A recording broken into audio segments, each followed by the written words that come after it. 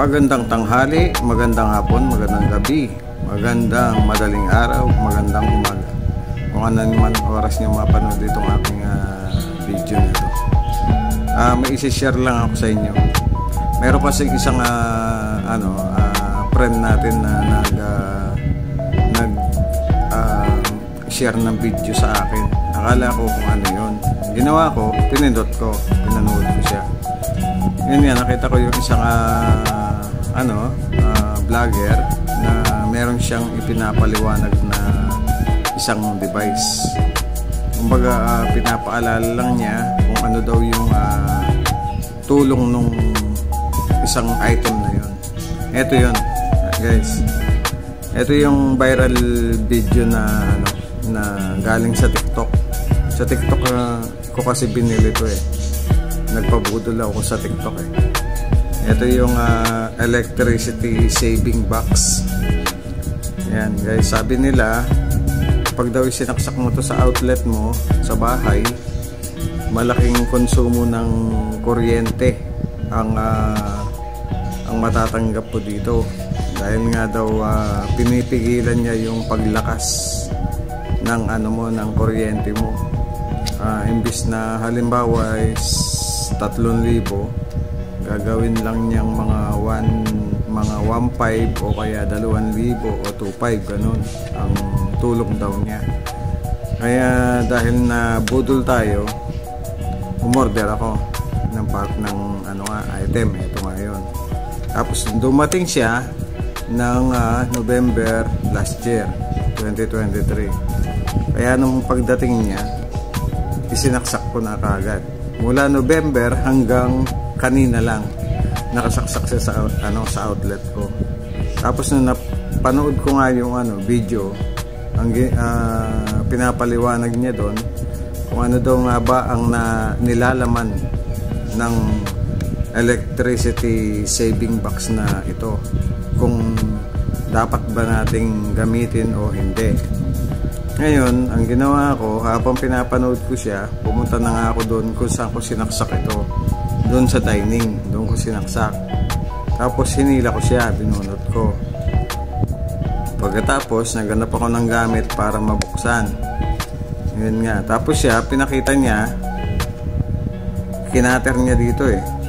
Sayang naman, kahit sabihin mo wala nga siyang tulong o meron, sa ganda niya ng pagkakagawa, pwede mo naman buksan siguro sa gilid. Siya, kinater niya dito. Pero, by the way, English yun ayun, maiba tayo. Yun na nga yun. Ngayon, kaya ako naisip na i-video ito para makita nyo at makita ko rin. Dahil nga dun sa nakita kong napanood ko sa video niya, susubukan ko rin kung anong laman nito. Kaya yun, doon sa sa paliwanag niya, meron siyang outlet na 2 saksakan. Tapos hindi ko malaman kung ano yun, yung tester yata yun ng isang appliances na nakasaksak doon sa may double socket. Tapos sinaksak niya sa outlet para malaman niya kung ilan yung konsumo ng kanyang appliances. Hindi ko alam kung ilan yun o ano. Ngayon, lumitaw doon ng ang konsumo. Meron siyang parang pinaka-monitor. Tapos ginawa niya, ito naman, idinikit naman niya doon sa isa ring outlet, doon sa isang saksakan pa. Bali, isang outlet, 2 saksakan. Sinaksak niya to. Wala man nagbago doon sa monitor ng ng appliances na lumitaw. Walang nagbago. Bagkos, nadadagdagan pa siya yung yung parang gauge na dadagdagan. Pagkatapos nun, pinaliwanag niya nga, bubuksan ito, titingnan natin kung anong laman. Kaya ngayon, gagayahin ko siya para makita nyo at makita ko. First time ko nabubuksan to, yan, wala pa siyang bahid ng sira. Ang ganda na pagkakagawa. Eto, meron akong screw dito. Kinuha ko na. Dalawa yung kinuha ko eh. Isang long nose. Pero siguro, kung mahirapan ako, gagamitan ko ng long nose. Pero ito na muna. Siguro gagamitin ko yung screw. Tara, samahan niyo ako magbukas.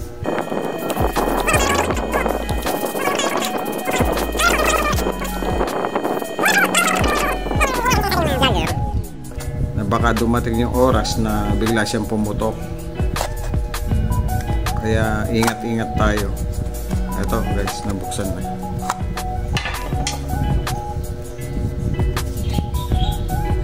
Ito na, baka masira yung lock eh. Ay mabuksan sa ilalim, mahigpit.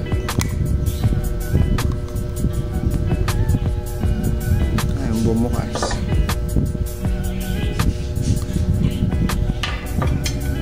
Ito, guys, natanggal na siya.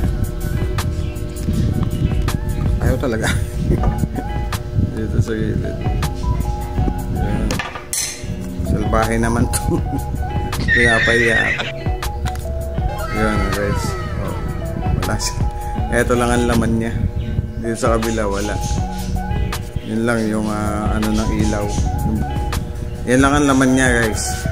Ito nga, pinaliwanag niya. Ito talagang ginawa para sa ano siguro, para maging 220 siya, para hindi basta-basta pumutok. Nakaano na yan, nakagawa na ng maayos. Ayan o. Yan lang ang laman niya. Diba? Nabudol ako mula nung November, nakasaksak na to dun sa ano ko, sa dining. Kaya pala wala man nangyari dun sa ano, konsumo ng aming kuryente. Siguro sadyang nagbabalang sila. Akala ko naman, kasi yung bill ng kuryente namin is abot-abot ng mga kulang-kulang sa 4,000. Kaya nung dumating siya ng November, tapos sabi ko, hindi pa lumilitaw yung bill ng December. Kaya ako sinaksak ito. Nung lumitaw yung bill ng December, biglang bumaba. Sa isip ko, malaki yung tulong ng ano niya, itong power saver na to, itong electricity saving box na to. Grabe, hindi pala totoo. Ano lang pala yun, nagbabalang talaga. Eto, budol guys. Kung ako sa inyo, pinapaalalahanan ko rin kayo, huwag na kayong bumili. At saka yung mga meron ganito, tignan nyo rin yung loob, buksan nyo para malaman nyo kung ano yung laman. Tapos huwag nyo na isaksak, baka magkatotoo nga yun na pagdating ng oras eh biglang pumutok na lang, masunugan tayo ng bahay. Ano guys, hanggang dito lang yung video ko. Maraming salamat. Thank you for watching.